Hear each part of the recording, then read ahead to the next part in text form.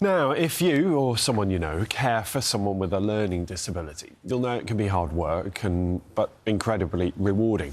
For many parents, there's also the worry about who will care for their child once they're too old to do it themselves.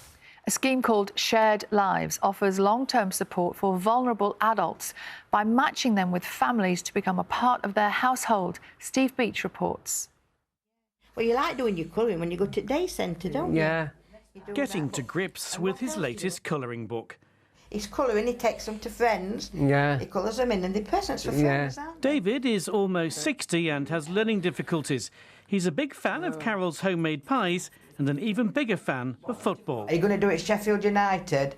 No. Oh, no. What colour are you going to do it? Blue. What for? Wednesday. Sadly, David's parents, Ray and Janet, have now passed away.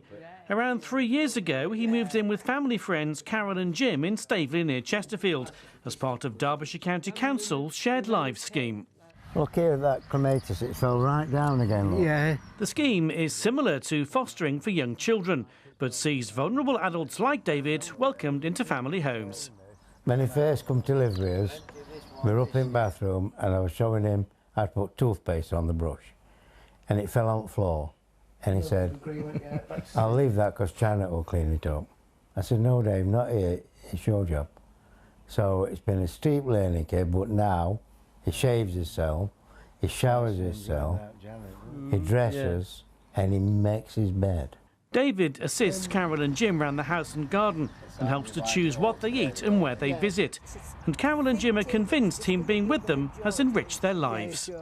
Very much. If David wasn't here, we probably wouldn't get up as early. We get up to take him to his day centre. We get up and it's day-to-day things. We think, oh, well, we'll take David here or we're going to do that. And we make an effort to do things. Derbyshire County Council says it's keen to find more carers like Jim and Carol here to care for people like David. They say they can provide a loving and safe environment and save the council money. David would have got lost if he'd have gone in a formal setting, but here, his part on it, he lets you know. If he don't like something, I'm not doing it. He's a good lad. David loves going through his old family photos, sharing memories of holidays both at home and abroad.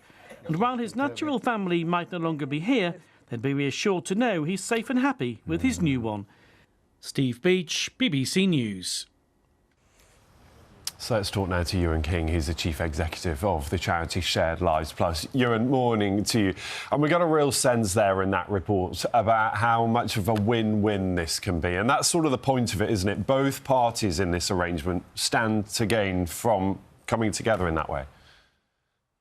Absolutely. So you have about 10,000 Shared Lives carers across the UK, and all of them report to us just how rewarding the role is for them. They get the opportunity to give something back, but also learn and develop themselves. But then the people they're supporting benefit hugely. They gain independence skills. They see their well-being improve. They have become part of a community again. So some of these individuals who are supported in Shared Lives may have been in a residential care home that's not really suited for them. They may be in a hospital. They're in a setting that doesn't really work for them. Shared Lives comes in and helps them live the best life possible. We know, don't we, that it has not been an easy time for adult social care. On a practical note, how does this sort of idea compare with the cost of adult social care? So we've done some pretty rigorous studies of the cost benefit of Shared Lives, and time again it shows that compared to supported living and residential care, it saves an enormous amount of money for local authorities. And we all know how cash-strapped local authorities are at the moment.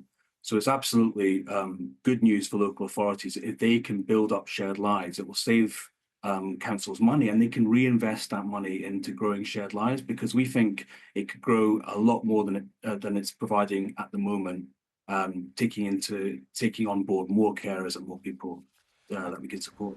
And Ewan, what's involved in someone thinking, potentially I could do this? I assume there's some sort of vetting process, but a lot of people will maybe worry that if they're getting a bit older, they think they don't have the capacity, they don't have the resources to be able to look after someone with special needs. But actually, as we said, it's because it's that win-win. You know, more people might be suitable than they might first think. Absolutely, and we try to encourage people to become shared lives carers with a very broad range of backgrounds. You don't have to have been a social carer or a social worker. You just have to have the right values and the right mindset. I think there are huge benefits to becoming involved. You're self-employed, so you've got the freedom and flexibility to live the life that you want to live. And you also receive a fee, and there are tax reliefs for shared lives carers. So it's something that's really beneficial to get involved. I think the biggest problem is it's just not well known. So I think all of us probably know or have heard of foster care for children. And very few people, when you talk to people in the public, know about shared lives, and we want to change that so that more people are attracted to this amazing role. I know you're obviously here talking to us about it today, but how do you do that? How do you make this better known? So some investment in promoting it would be really good. So I was looking at the budget last year. I think foster care received over £30 million to promote foster caring roles, and you see those posters on the buses. And you hear the adverts on the radio. We want something a bit similar for shared life. That's going to take a bit of investment, particularly from national government. But of course, it's going to pay back over years. We're going to see a lot of benefits of doing that investment now. So we want to see this phenomenal role promoted more widely. And it's just not happening at the moment. And as we know, as you mentioned, local authorities are under a lot of pressure, so they're struggling to be able to invest in promoting shared lives. Ewan King, Chief Executive of Shared Lives Plus. Thank you.